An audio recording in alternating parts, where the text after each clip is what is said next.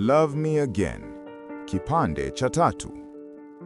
Siku ya Jumamosi asubuhi, Aisha alikuwa akipanga nguo chumbani wakati simu ya Kevin ilipoanza kuita juu ya meza.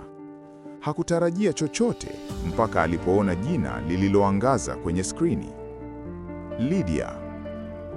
Moyo wake ulishtuka. Hakugusa simu, aliirudisha pale pale, lakini jina lile lilibaki kichwani mwake kama wimbo usiokoma.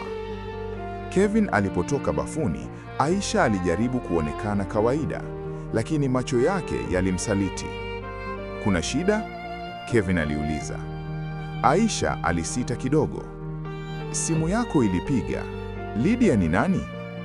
Kevin alisimama ghafla, kimya kikatawala. "Ni rafiki wa zamani," alisema hatimaye.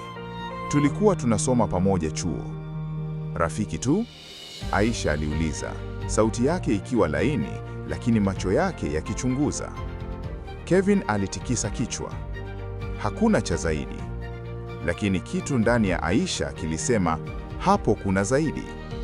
Jina lisilo na amani. Siku nzima, Aisha alijaribu kujishughulisha na kazi za nyumbani, lakini akili yake ilikuwa kwa Lydia. Jina hilo lilikuwa jipya kwake, lakini liliingia kwa nguvu ndani ya ndoa yao iliyokuwa tayari dhaifu. Usiku, Kevin alikaa sebuleni akitazama simu yake mara kwa mara. Alikuwa akitabasamu kidogo, kisha uso wake ukabadilika haraka alipoona Aisha akimtazama.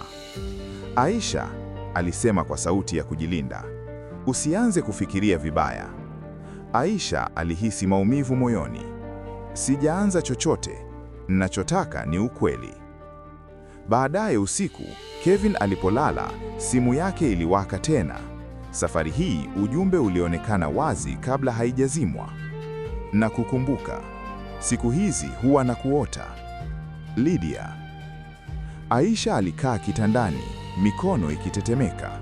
Hakusoma zaidi, hakufungua simu, lakini huo ujumbe ulikuwa umetosha.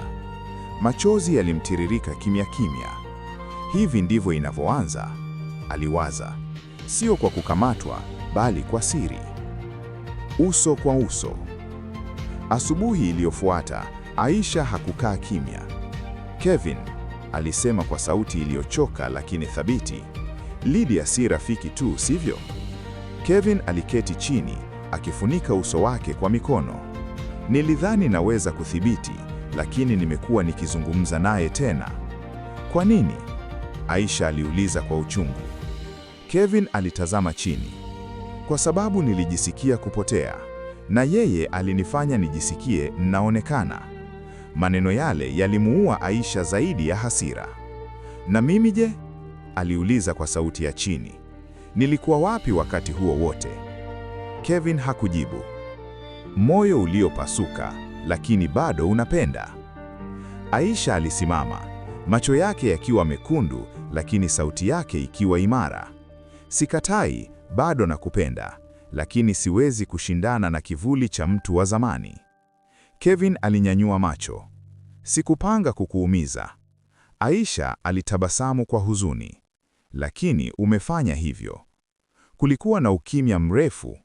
Hatimaye Kevin alisema, "Nahitaji kuchagua." Aisha alitikisa kichwa polepole. "Na mimi pia."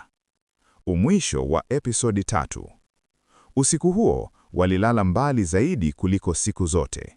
Kati yao kulikuwa na swali kubwa kuliko yote. Je, upendo unaweza kurudi baada ya kuingia